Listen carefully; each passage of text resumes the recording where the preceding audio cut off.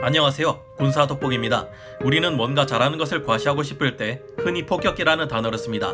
그만큼 폭격기란 현대 군사용어 중에서도 가장 강한 임팩트를 가졌는데요. 그렇다면 그 폭격기 중에서도 현재 활용면에 있어서 지구 최강이라 할 수 있는 화끈한 폭격기는 무엇일까요?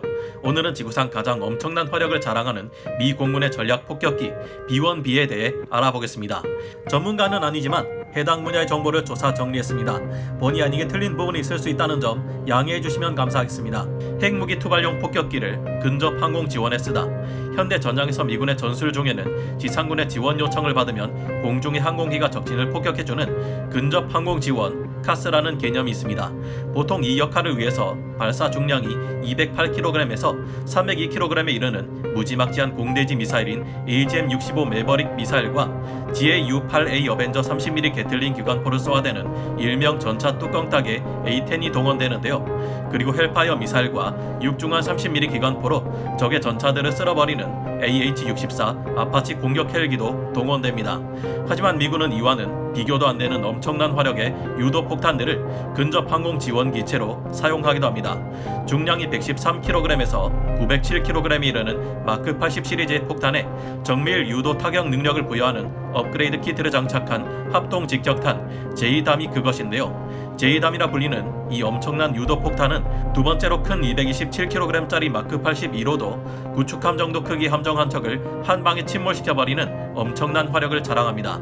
하지만 그보다 훨씬 강력한 중량 907kg짜리의 마크 84는 이보다 4배 이상의 화력을 가지고 있는데요. 폭격기 중에서도 최강의 폭장량을 자랑하는 한 폭격기가 이런 폭탄을 비처럼 쏟아부으며 적진의 모든 것을 날려버립니다. 엄청난 항속거리 덕분에 공중에서 2시간에서 3시간씩 제공하며 폭격 지원이 들어오면 10분 안에 제이담을 떨구는 모습을 보면 저걸 무섭다고 해야 할지 든든하다고 해야 할지 헷갈립니다. 오죽하면 이 B-1B 폭격기는 이라크전에서 제이담 택시라는 별명까지 붙을 정도였는데요. 아무리 최신화된 폭격기들이 폭탄을 많이 장착한다고 해도 전폭기 편대 하나의 공대지 능력이 폭격기 한 대의 공대지 능력을 넘어서기 어려운 것이 일반적입니다. 폭격기는 전술 폭격기와 전략 폭격기라는 개념이 있는데요. 핵무기를 투발하는 수단으로서 대륙을 넘나들 정도의 장거리 비행이 가능한 폭격기들입니다. 지상에서 발사하는 탄도미사일인 ICBM, 그리고 수중에서 핵잠수함이 발사하는 SLBM과 함께 핵 3축 체계를 이뤘던 것이 B-1B 같은 전략 폭격기인데요. 미 공군의 스텔스 폭격기인 B-2가 23톤의 폭장량을 가졌고 B-52 스트라토포트리스의 폭장량이 31.5톤입니다. 심지어 러시아 공군의 폭격기인 투폴레프 160조차 폭장량이 45톤이지만 B-1B 랜서 폭격기의 폭장량은 이조차 뛰어넘는데요. B-1B는 내부 무장창에만 34톤, 스텔스를 포기하고 외부의 하드포인트까지 사용할 시 총 56.7톤이라는 말도 안 되는 폭장량으로 보는 이들의 기를 죽여놓습니다. 아프가니스탄 전쟁에서 B-1B가 기록한 소티, 즉 출격 횟수는 전체 항공기 전력의 5%를 차지할 뿐이었지만 투하한 무장량은 40%를 넘어갔다고 하죠. 이런 무지막지한 폭격기를 근접 항공 지원용으로 쓰고 있으니 상대편 쪽이 불쌍할 따름입니다.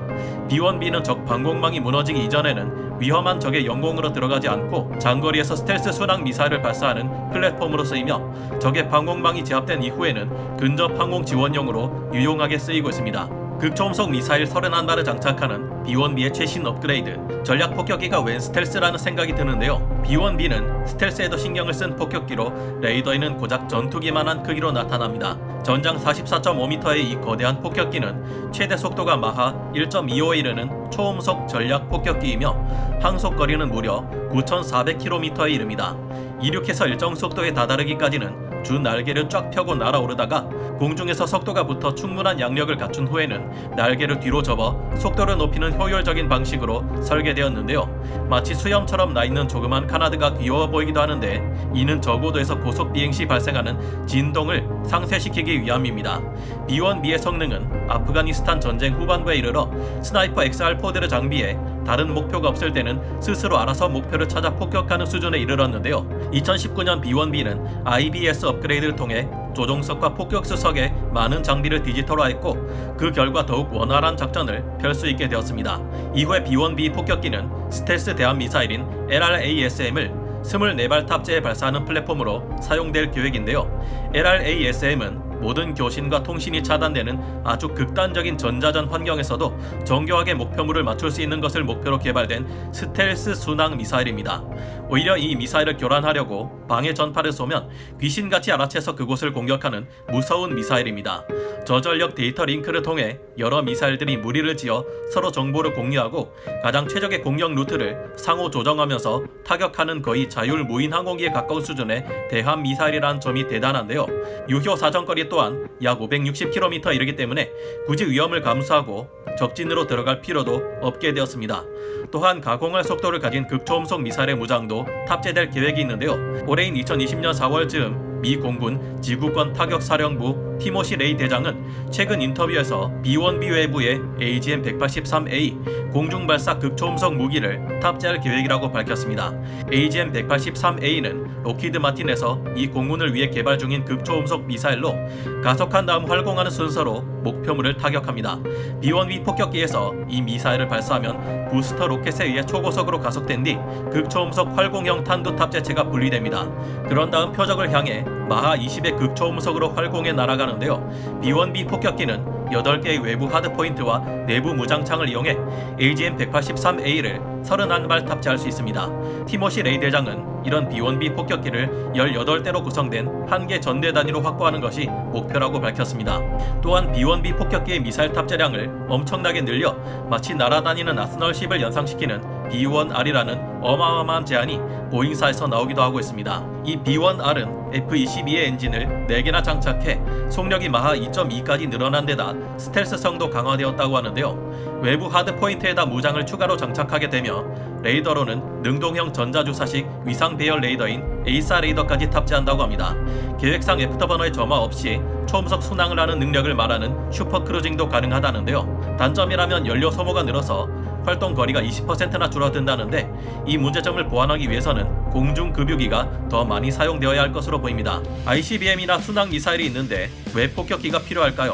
생각해보면 이상한 것이 있습니다. 현대에 와서는 굳이 폭격기가 아니더라도 적군을 타격할 수 있는 여러 수단이 있습니다. 지상에서 발사하는 ICBM이 있으며 수중에서 발사하는 SLBM도 있죠. 이들은 핵탄두를 실어 적진을 초토화시킬 수 있으며 미사일만 쏘면 되니 조종사가 희생당할 일도 없습니다. 정밀 타격을 위해서라고 해도 상당한 폭장량을 자랑하는 F-15 같은 전폭기들도 있는데 굳이 속도도 느리고 격추될 가능성도 높은 폭격기를 운용하는 이유가 뭘까요? ICBM이나 SLBM은 폭격기보다 생존성이 훨씬 높고 더 빠른 타격이 가능하지만 한 번 쏘고 나면 돌이킬 수 없는 최후의 수단이라는 것이 문제입니다. 하지만 폭격기는 폭탄과 미사일을 잔뜩 싣고 날아가서 투하하기까지 시간이 있으며 굳이 진짜로 폭격하지 않고 겁만 주는 행위, 무력 시위만 하고 돌아가는 것도 가능한데요. 이런 이유로 현재 B-1B나 B-52, B-2 같은 폭격기들은 전시에는 물론 평시에도 여러 다양한 상황에 동원될 수 있고 정치 외교적 수단으로도 활용될 수 있습니다. 또한 폭장량이 겨우 수톤 정도가 한계인 ICBM이나 SLBM 같은 미사일보다 수십 톤을 능가하는 폭장량을 가진 폭격기를 이용하면 더욱 강력한 화력을 투사할 수 있다는 장점이 있기 때문이기도 합니다. 항모 전단 또한 이 같은 역할을 차고 넘치도록 할 수 있지만 이를 움직이기 위해서는 준비 과정 및 전개되기까지의 기간 동안 많은 시간이 걸립니다. 하지만 폭격기는 상당한 항속 거리를 가지므로 공중급유기의 도움만 있으면 대륙을 건너가 날아다닐 수 있습니다. 그렇기 때문에 보다 다양한 상황에서 자주 이용할 수 있으며 상대적으로 적은 비용으로도 동원할 수 있는 전략 무기라는 점에서 아직도 세 손가락 안에 드는 군사 강국들이 애용하고 있습니다. 미운 오리 새끼에서 죽음의 백조로 진화한 B-1B의 역사. 하지만 폭격기를 사용하는 데는 생각보다 많은 제약이 따릅니다. 폭격기의 특성상 스텔스와는 가장 거리가 먼 기체이므로 전략 폭격기를 사용하기 전에 반드시 제공권을 장악해야 하고 적 기지의 방공망들까지 모두 제압한 상태여야 한다는 전제가 따릅니다. 그래서 현재는 대부분 제공권 장악이 가능한 미국에 의해 가장 많이 운용되고 있는데요. 오늘 알아본 B-1B 랜서 폭격기 또한 처음부터 미군에게 환영받는 존재는 아니었습니다. 냉전 시 미국은 상대편 국가의 B-52보다 빠르고 생존성이 뛰어난 B-1B를 저공비행으로 침투시킬 수 있도록 하려 했지만 그때쯤 상대편에서는 저공비행하는 기체를 탐지할 수 있는 룩다운 레이더가 전투기에 탑재되었습니다. 그렇게 생산이 중단되었던 B-1B는 로널드 레이건 대통령 재임 시절 다시 부활했지만 약간의 스텔스와 저공 침투로 생존성을 보강한 B-50이나 다름없는 애매한 폭격기에 불과한 상태였죠. 게다가 이때는 훗날 스텔스 폭격기 B-2가 되는 ATB 사업도 진행 중이었기에 B-1B는 딱 100대만 생산되었습니다. 그랬던 것이 제이담이 개발되고 B1B 폭격기에 적용되면서부터 빛을 봤는데요. 마크 80 시리즈의 무유도 폭탄에 장착해 스마트 유도 폭탄으로 만든 제이담 덕분에 B1B는 이전처럼 위험한 저공 침투를 감행하지 않고도 정확하게 목표를 폭격할 수 있게 됐습니다. 제이담의 오차 범위는 불과 10m에서 14m 정도에 불과한 것으로 알려져 있죠. 이제 B1B는 원래 목표였던 B52보다 빠르고 간편하게 폭격기 전력을 전개한다는 임무를 개량을 통해 달성할 수 있게 되었습니다.